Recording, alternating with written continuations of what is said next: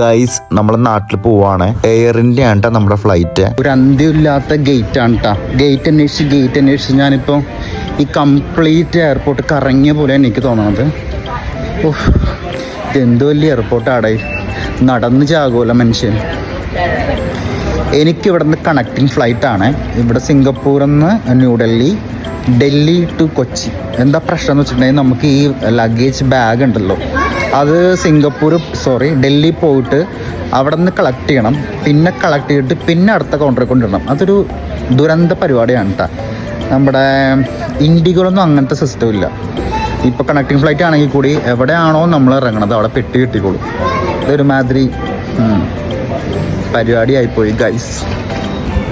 അധികം നടക്കണ്ട.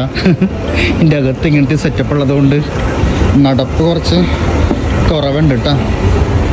കുറച്ച് ഇങ്ങനെ പോകാം. അല്ലാണ്ട് ഇങ്ങനത്തെ വണ്ടികളൊക്കെ ഉണ്ട്, നമ്മളൊന്നും കയറ്റൂല ഇങ്ങനത്തെ വണ്ടികൾ.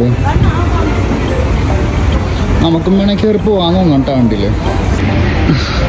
നടന്ന് ഊപ്പാടിളകും അമ്മാതിരി നടപ്പണ്ടേ ഗൈസ് ഫൈനലി നമ്മൾ സീറ്റിലൊക്കെ ഇരുന്ന് ആശ്വാസമായി.